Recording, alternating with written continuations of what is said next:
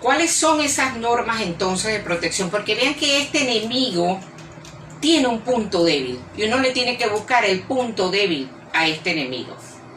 Y ese punto débil, el control es nuestro. No hay una cosa que genere más incertidumbre que perder el control, pero es que aquí tenemos el control en un alto porcentaje si nosotros aplicamos las 3 M's. Mantener distanciamiento físico, 1,5 metros mínimo de distancia, lo ideal 2 metros, lavarse las manos con muchísima frecuencia, de 20 a 30 segundos, cante la canción de cumpleaños feliz, uso de la mascarilla. Nos detenemos aquí un momentico para pensar, ¿por qué le vas a dar a otro la responsabilidad si tú puedes aplicar las 3 M? Eso depende de ti. Hay un video por ahí bien interesante hecho en caricatura, donde viene el virus, el COVID, y encuentra a 2 personas sin tapabocas y los invadió completo. Y encontró a una madre y una hija con tapabocas y no pudo hacer nada. Le ganaron la batalla. Sí, eso es bien lindo, es de la UNICEF, para que los niños lo puedan entender. Ajá, entonces... Bueno, fíjate que entonces un dato importante que ha llegado por allí y nos pareció tan valioso para compartirlo con ustedes. Fíjate, Yolirma, cuando yo declino tu invitación, Dexy, vamos a tomarnos un café. Yo les quiero decir una cosa, nosotros estamos armando, nosotros planificamos parte de nuestro programa, porque las otras la planificamos ustedes sí, señor, en los mensajes, y sin embargo no estamos teniendo encuentros personalizados. No nos estamos tomando el café, porque bueno, estamos utilizando el teléfono. Entonces, ¿qué pasa? Cuando yo no entro a tu casa, cuando no te visito, cuando no me voy a tomar un café, ¿qué pasa? Bueno, que yo estoy suficientemente enterada para saber que puedo ser un portador asintomático y te puedo contagiar. Con el cuento que me fui a tomar un café, no, pero es que yo estoy bien. No, puedo ser asintomática y en ese momento puedo hacerle daño a ti y a tu familia. Y no es que viva en el miedo, ¿no? Lo que pasa es que vamos a ser más bien parte de la solución y no del problema. Y que entiendas, que te digas a ti mismo, quiero actuar como un adulto que contribuye con la sociedad y quiero enseñar a otro a que también lo haga. Porque el mundo no gira alrededor de mí. Es decir, no son solo mis necesidades ni de mi comodidad, es de todos. Si todos pudiéramos vivir tomando en cuenta o en consideración a los demás, estaríamos en mejores condiciones en relación al control de la pandemia. Por eso usar un tapaboca no nos hace débiles, no nos hace miedosos, no nos hace incontrolables, ni nos hacen payasos, ¿sabes? Nos hace responsables con nosotros mismos, con los míos, ¿no? Y además contigo, con el otro. Sí es incómodo usar un tapaboca, usar la máscara facial, pero acuérdense que todo es cuestión de costumbre. Imagínate, si eso es incómodo, ¿cómo será estar en la unidad COVID? ¿Cómo será estar en terapia intensiva? ¿Y cómo será que uno de los que esté allí sea un familiar tuyo? Alguien a que tú quieres mucho y que se está asfixiando y que está solo. Pregúntate, ¿puedo yo contribuir a controlar eso? ¿Puedo yo soportar un poco la incomodidad de este tapaboca? ¿Vale la pena protegerse? Bueno, entonces vamos a terminar recordando que tenemos demasiada gente conocida, gente que nos duele, gente que, como la doctora Livia Carrión, perdió la batalla. Y creo que fue, como me dijo alguien, en su propio trabajo, y además ella se protegía, no sabe en qué momento, cuál fue un elemento de descuido. Porque incluso hasta por ahí llegó una foto donde ella está trabajando, cumpliendo su trabajo, ayudando a otro, ¿no? Perdió la batalla contra el monstruo que es invisible y es letal. Por eso, amigos de Punto Medio, todas las semanas nos van a sentir una y otra vez, como decía la abuela, con el laquilaqui, ¿no? Sí, señor, porque usar el tapabocas mantener la distancia social, lavarse las manos frecuentemente es una decisión de salud pública. Cuídate para que puedas cuidar a los demás. Y a las 11:48 de la mañana, lee lo que tiene en el Instagram Live, porque si nos vamos de esta hora, después no lo recuperamos. Zuli El Rugein saluda, esta es hermana de Belín El Rugein, al Zuli un abrazote. María Pérez, bueno, por eso ya las veo los sábados desde la distancia con muchísimo amor. Guillermo Lucinche nos vuelve a mandar saludos. Aquí nos dice la señora Fortunato, señora Teresa, buen día. Buenos días, un gran programa, Dios las bendiga por siempre. Sin palabras por la triste desaparición de la doctora, paz a su alma. Sí, señor, pero además por allí me dice mi querida Saide, feliz día, mi muy querida doctorísima. Es un placer escribirle, realmente se ha convertido en una fuente de respuestas en vista de la época que se vive hoy día. Un fraterno abrazo a las dos. La doctora Carlota me decía, buenos días amiga, te acompaño en tus sentimientos. Dios le dé el eterno descanso a nuestra amiga. No quise ser la portadora de la triste noticia esta mañana. Bueno, le quiero decir, mi doc Carlota, que abriendo el micrófono cae un mensaje y cuando leo el mensaje es precisamente ese. Ay, Dios mío, sabía que esto iba a correr por las redes y sí, yo creo que está corriendo con mucho amor realmente por la doctora Livia Carrión, otra guerrera que cayó, como dicen los militares, en el cumplimiento de su deber, solo que ella, a diferencia de los militares, cayó desde la honestidad. Y eso, en otros mundos de eso no se puede hablar. Hermana, si tienes algo allá y nos vamos. No, no tengo más nada aquí. Quiero decirle a nuestros oyentes que, no sé, mi WhatsApp no está entrando los WhatsApp. Estoy sin conexión, no sé por qué, porque pagué. Pero manden los mensajes por favor al Instagram o mensaje de texto, no a mi WhatsApp o al de Dexy, porque no me ha entrado hasta ahora ningún WhatsApp. Bueno, entonces mientras nosotros ahora hacemos un trabajo técnico, son las 11:50 de la mañana, terminamos la primera hora. Otra mala noticia, y cónchale, si esto sirve para seguir insistiendo en las medidas de control, en las medidas de bioseguridad, mira, esto lo está mandando tu sobrino, pero tu sobrino Tamarindo. Ajá. Tu sobrino Tamarindo. Última hora, hace pocos minutos falleció la doctora Luz Duque, médico de neonatología del Hospital Manuel Núñez Tovar de Maturín, Estado Monagas. Ella estaba mal. A causa de infección por COVID-19. Su esposo, el doctor Ismael Atalido, está en terapia intensiva del Centro de Especialidades Médicas. Los dos. Entonces uno se pregunta, Yolirma, si tienen hijos pequeños y los dos se han ido en cumplimiento de su deber. Y entonces yo me pregunto, Yolirma, ¿es posible que un médico se pueda negar a trabajar por falta de equipos de seguridad? Sí, debes negarte. Porque te acuerdas cuando hablamos en el programa que nosotros no somos héroes. Yo no puedo ir, yo me niego a sentir, o que hacemos conductas, tomamos conductas donde parecemos héroes. Pero nosotros no hacemos favores, nosotros no colaboramos, nosotros trabajamos con nuestra vocación y deben garantizarse, eso está en la ley de la medicina, debe garantizarse el equipo de protección. No es que yo no me pueda negar, oye, que cuando yo me niegue es porque yo soy mezquina, es que si yo me contamino como médico, entiéndanlo, y paso a ser asintomática, voy a fregar más gente. Voy a fregar más gente de la que voy a ayudar.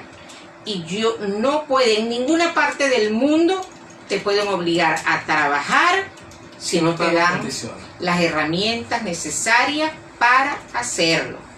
¿Ok? No es que vas a escoger de excusa que no la tienes porque tienes miedo y no vas a ir. Ya vamos a hablar de eso más adelante.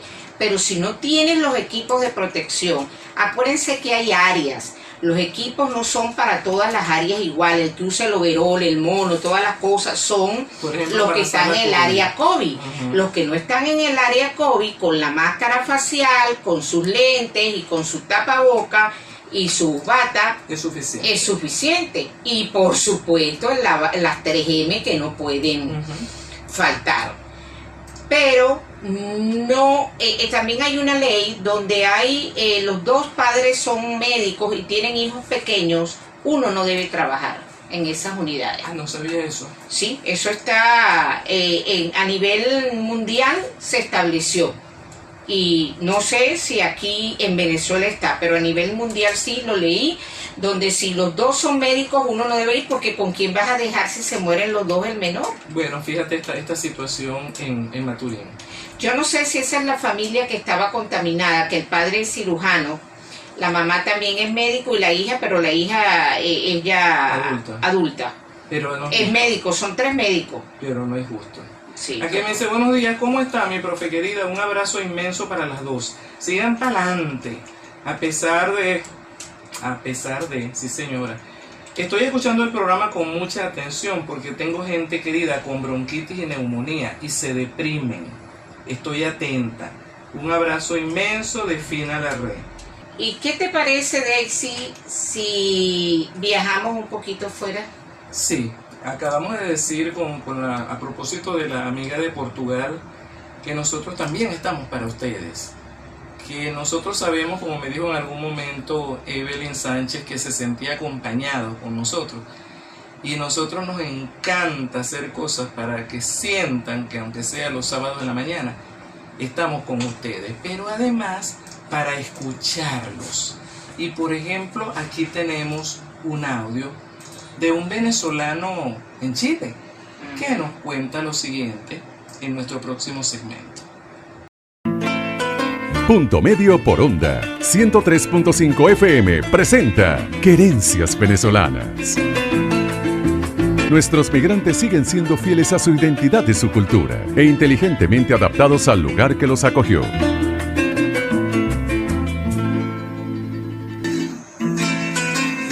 Aquí les habla Francisco Herrera, licenciado en bioanálisis, egresado de la Universidad de Oriente, Núcleo Bolívar. Nací en San Félix, Estado Bolívar. Viví mis últimos años en Venezuela, en San Tomé, Estado Anzoátegui. Actualmente vivo en la ciudad de La Serena, en la 4ª región, en Chile, junto a mi hija de 9 años y mi esposa.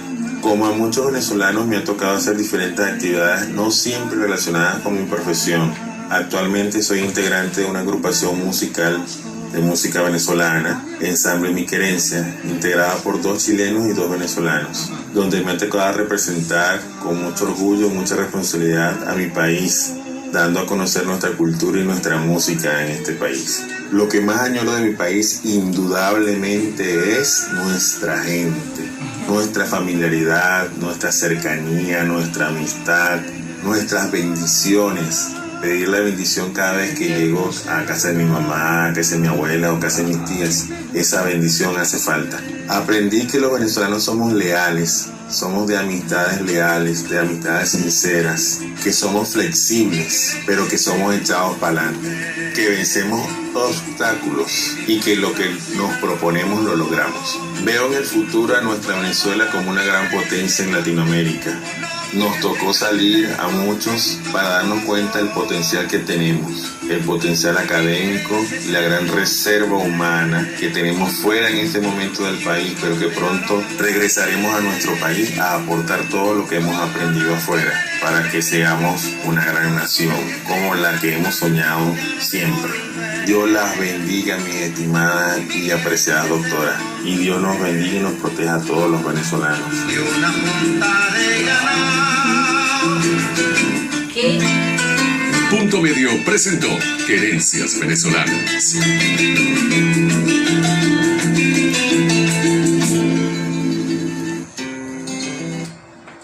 Qué hermoso lo que dice Francisco de pedir la bendición. Típico de los venezolanos. Típico. La juventud no le gusta pedir la bendición.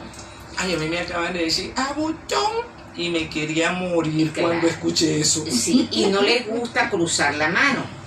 Y yo, bendición con los brazos hacia abajo. Yo le decía, mira hija, en mi época, tú le besabas la mano a los papás, a los abuelos, a los tíos, a los primos, a los padrinos, A los mayores.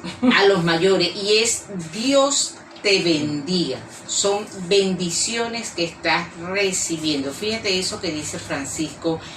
Y yo cada día me convenzo más que emigrar ha hecho que valoremos muchísimos más nuestras capacidades y potencialidades.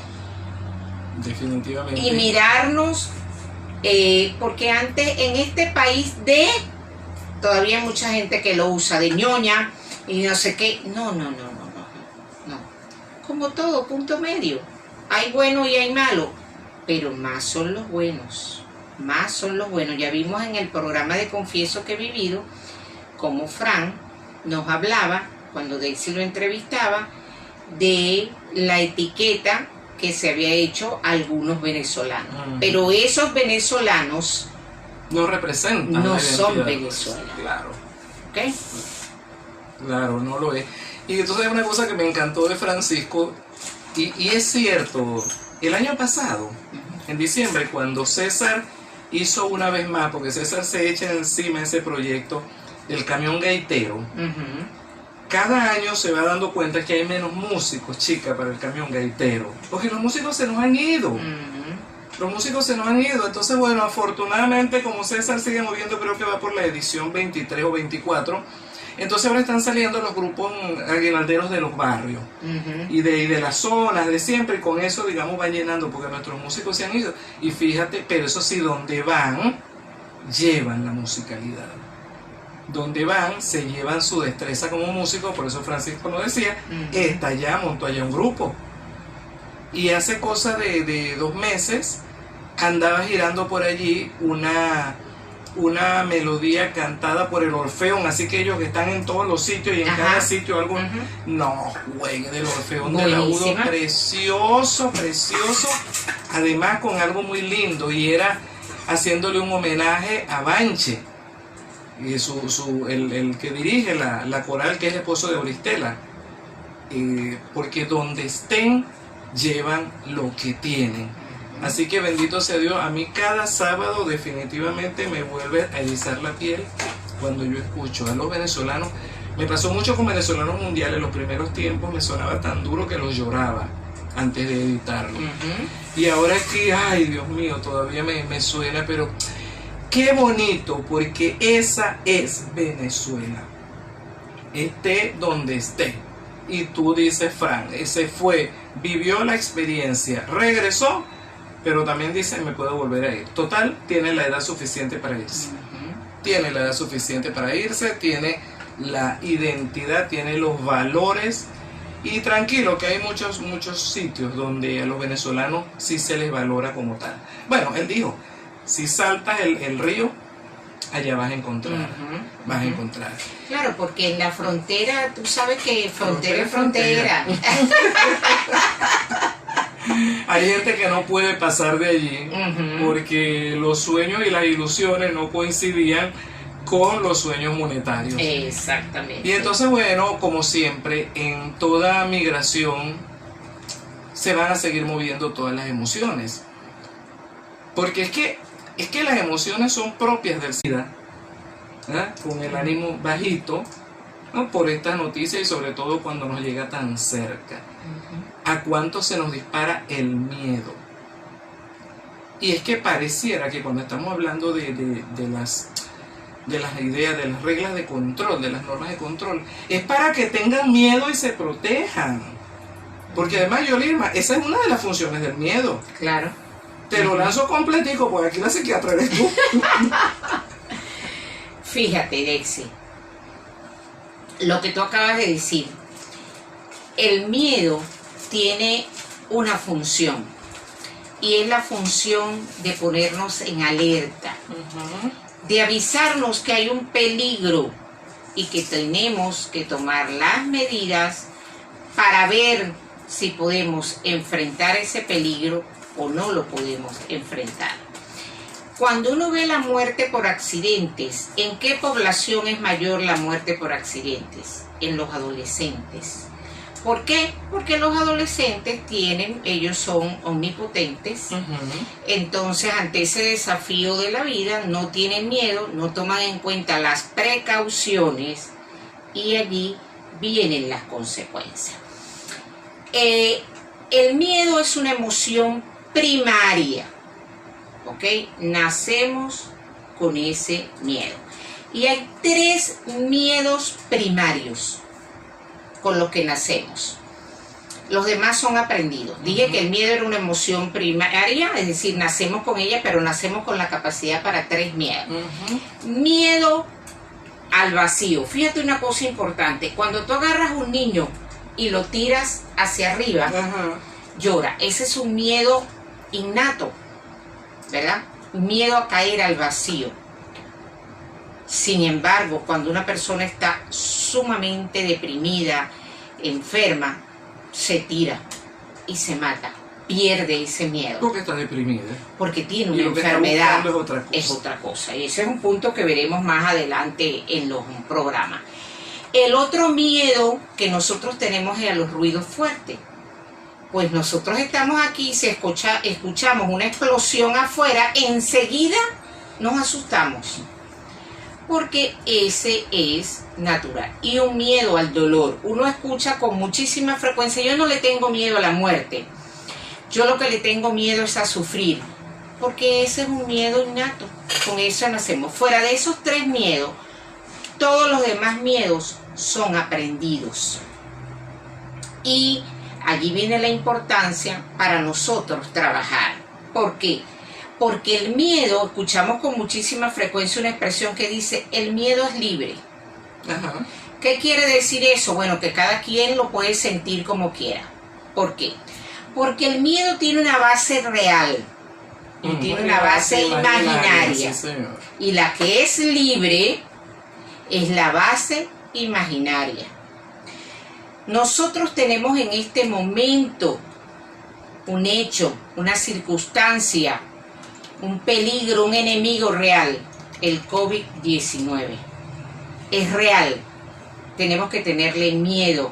Es normal sentir miedo, ¿ok? Pero el problema es el miedo imaginario.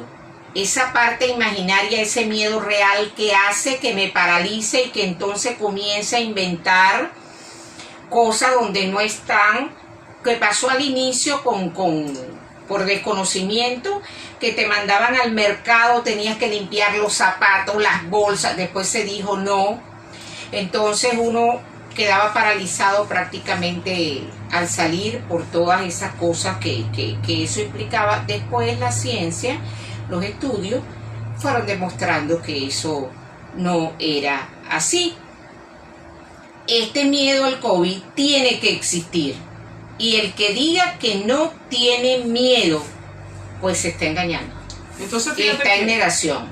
Bueno, eso te iba a decir, a lo mejor, aunque nos saque un poquito del tema, ¿cómo entender las conductas de la gente que, cuidado, lo decía hace un momento, es verdad que tienes que salir a trabajar, pero protégete.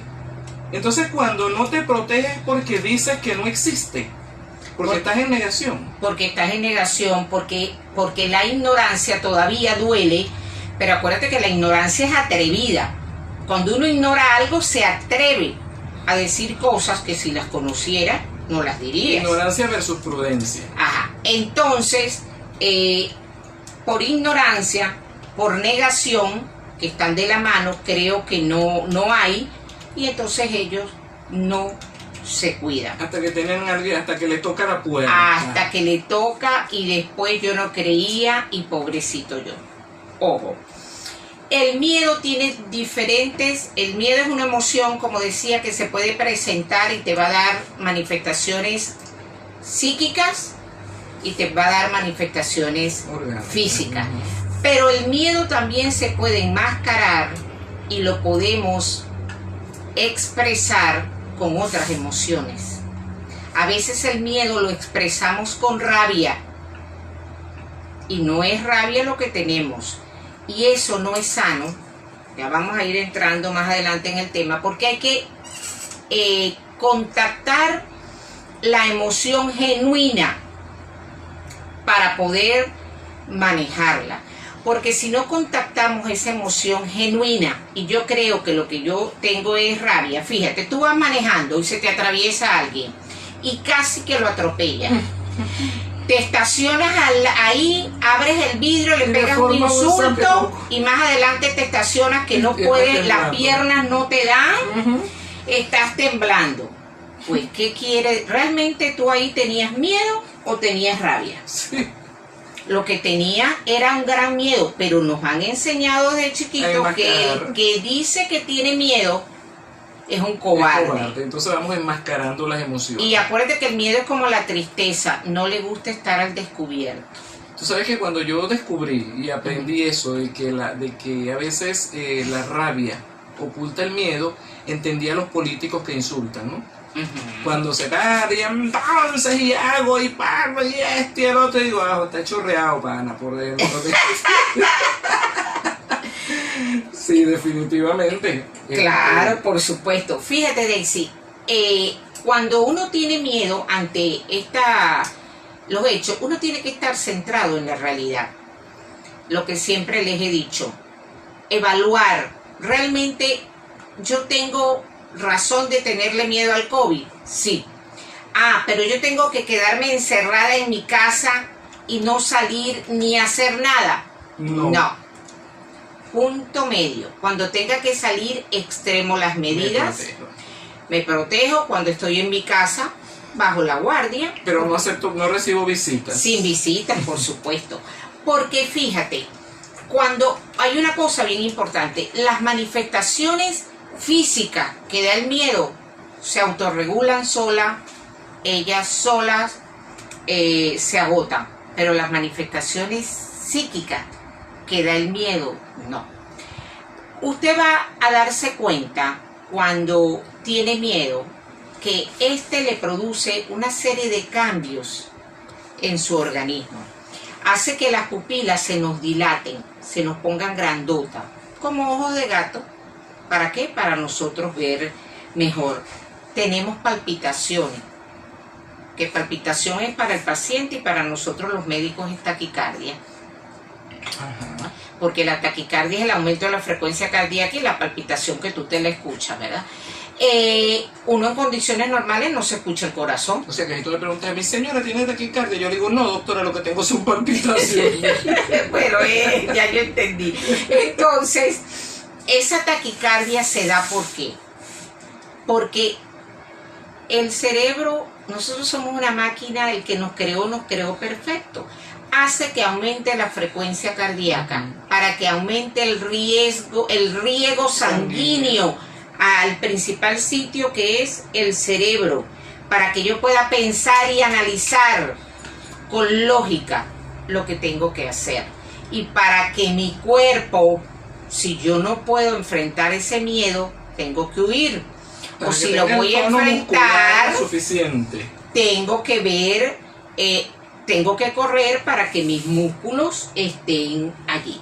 Pero además de eso, uno ve a alguien que está pálido, tembloroso, porque el miedo también es una forma de comunicación y hace que tú tiembles y hace que tú te pongas pálido. ¿Para qué? Para que me transmitas a mí tu miedo. Esa es una forma de comunicar miedo. Por eso es que el lenguaje del cuerpo es sumamente importante. No, yo no tengo miedo, pero yo te veo pálido. Pues sí tiene. Entonces, como les decía, gracias a Dios estos cambios son temporales y se agotan, porque ustedes se imaginan que estuviésemos constantemente así, no podríamos, nos diese un infarto, ¿verdad? Porque además, como aprendí una vez yo con José Miguel Merger, agotas el sistema de resguardo de salud de tu cuerpo, te quedas sin nada. Porque claro, es que ese es un resguardo, como tú lo has dicho, ese es un resguardo de tu salud y ya lo sacas eso, pero no sacas una parte. Pero no puedes permanecer constantemente en eso porque ya no te queda nada, agotaste todo lo que tenías y allí viene el problema. Qué buen programa, tía. Gracias, mi vida. Esta es la hija de Ivo. Gracias por dedicar tiempo de su vida para mantenernos informados de tantas cosas. Bueno, mi amor, les quiero decir una cosa. Nosotros estamos hablando para ustedes, pero para nosotras también. Sí, oyeron, señorita. porque a nosotros nos va sirviendo. Profe, la doctora Duque es del grupo familiar que pasaron pidiendo colaboración de Maturín. El esposo y la hija, ambos médicos. Los tres son médicos. Ah, ok. Wow, y entonces, bueno, la doctora falleció, él está en terapia intensiva y la hija también enferma. Chama, no es justo. Ella es joven y era la que estaba menos compleja. No es justo. Entonces, ¿qué es importante? 12:37 minutos de la mañana a 13 minutos de salir de la primera hora. Tú sabes que yo siempre he dicho, y a veces todavía uno lo ve por allí en teoría, de que hay emociones positivas y negativas. Yo no creo en las emociones negativas, sino en el mal uso, la gestión inadecuada de la emoción y un poco lo que decimos. Si yo me voy al extremo, entonces yo soy quien la convierte en negativa, entre comillas, porque vamos a decir siempre, hay que gestionar la emoción y dejarla en el punto medio.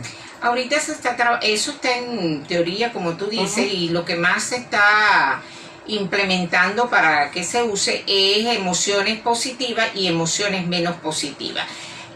Tomando como emociones positivas aquellas que producen en tu cuerpo una reacción de bienestar, y emociones negativas aquellas que producen una reacción de disconfort en tu cuerpo. Pero es que el miedo, aunque te produzca una reacción de disconfort, Te está protegiendo. en una determinada circunstancia, no la podemos ver como negativa. Claro. Tenemos que verla como positiva porque te está salvando Claro. en ese momento. Por lo que Si tú a- decías ahorita, si me produce, si me energiza de esa manera, me prepara para la huida. Y entonces, ok, con todo lo que ella involucre de respuestas en mi organismo, ella me está preparando para la huida. Entonces volvemos, como decimos en PNL, el mapa no es el territorio. Ya va, espérate un momentico, la emoción está allí. ¿Qué significado le doy?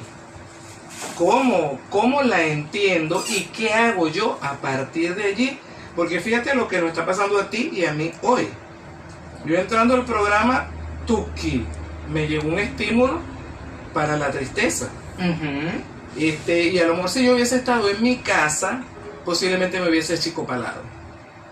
Ahora, como estoy aquí ante una responsabilidad de gente que está esperando por nosotros, de gente a la que tenemos que darle respuesta, De etcétera, gente que tiene etcétera, tanto miedo y tanta tristeza como Como nosotros, nosotros. y que nos estamos acompañando para llevarla. entonces desde allí le damos otro significado. Ujú. ¿Y cuál fue el significado que le dimos a primera hora, Yolirma, tanto tú como yo?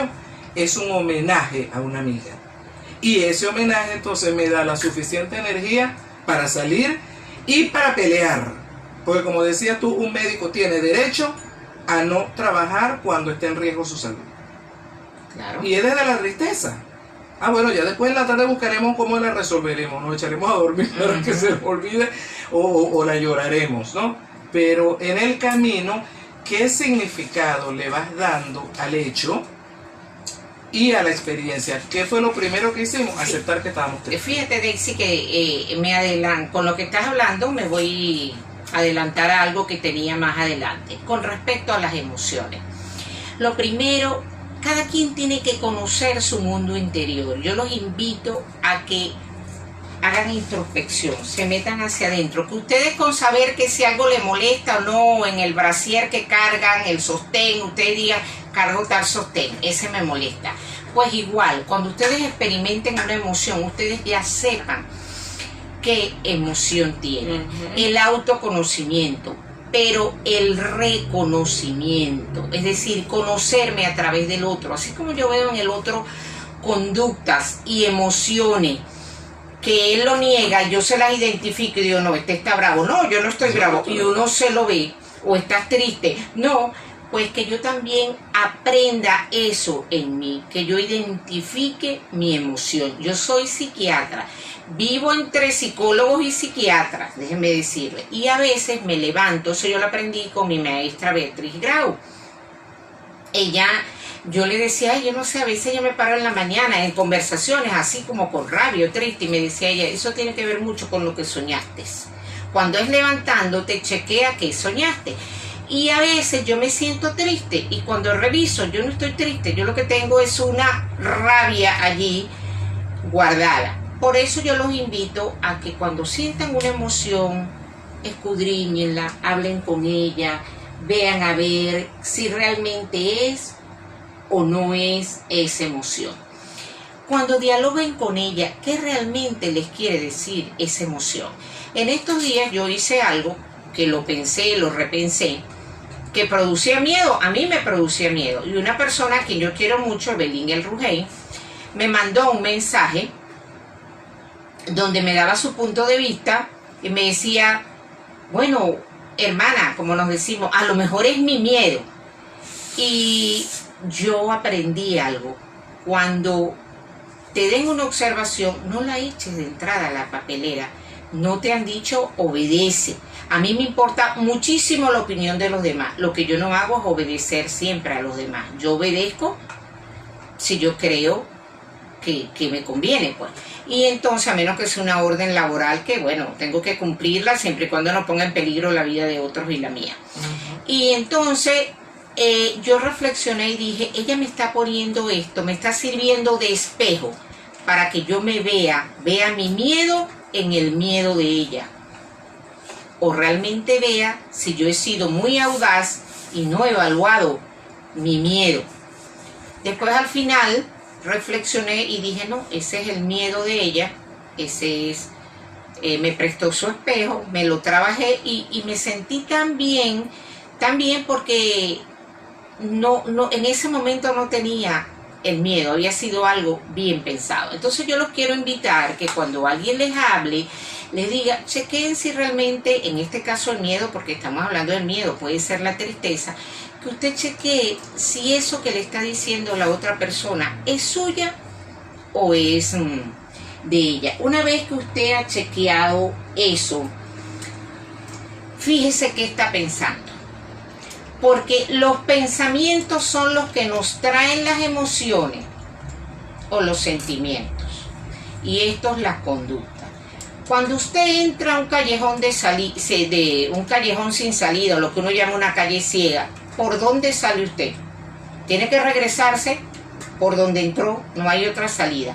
Si usted sabe que las emociones entran por el pensamiento, aprenda a chequear qué está pensando. El problema es que a veces pensamos y nos damos cuenta que pensamos. Sí, la energía sigue el pensamiento. Sí, señor. Y además que tenemos unos pensamientos, nosotros somos los que creemos, y eso es cierto. Hay un pensamiento automático, que es ese pensamiento que se te dispara. Y acuérdense que la vez pasada yo les dije que uno creía lo que quería creer, lo que reforzaba tu creencia, lo que te gustaba creer, lo que avivaba tus pasiones. ¿Ok?